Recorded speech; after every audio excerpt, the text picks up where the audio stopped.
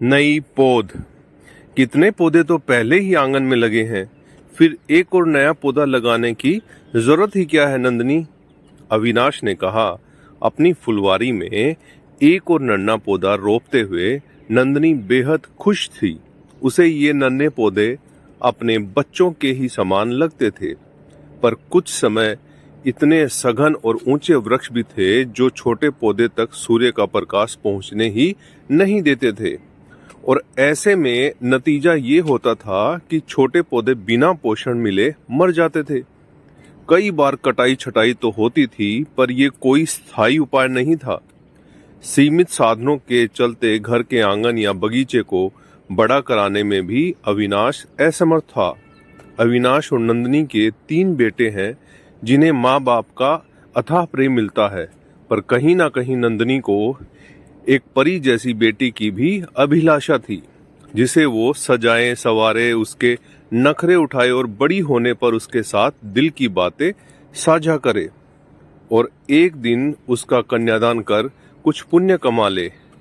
जब ये बात उसने अविनाश से कही तो वो एकदम तिलमिला गया। उसका कहना गलत भी तो नहीं था।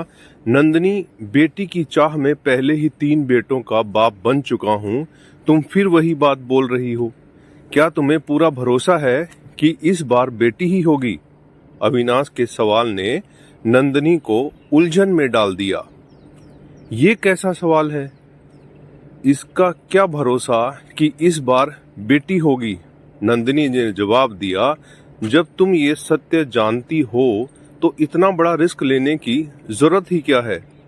देखो अपने बेटों की तरफ, इनकी पढ़ाई, नौकरी और शादी में ही ना जाने कितना पैसा लग जाएगा। ऐसे में तुम एक और नन्ही सी जान को इस दुनिया में लाना चाहती हो। मैं इतना संपन्न नहीं हूँ जो सामने है। पहले उनकी परवरिश ठीक से कर लो और बेटी का सपना देखना छोड़ दो। बेटी हर किसी की किस्मत में नहीं होती। यदि हमारी किस्मत अच्छी होती तो ईश्वर हमें अब तक कन्या धन के दे चुके होते। अविनाश ने नंदनी को समझाया।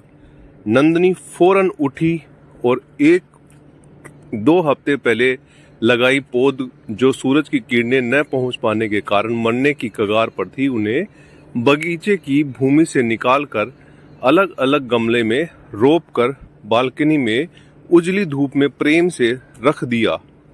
नए लाए पौधे उसने अपनी सहेली को दे दिए। तो दोस्तों, ये आपको कैसा लगा नीचे कमेंट करके बताएगा। नहीं है तो चैनल को सब्सक्राइब कीजिएगा, शेयर कीजिएगा। बहुत बहुत धन्यवाद।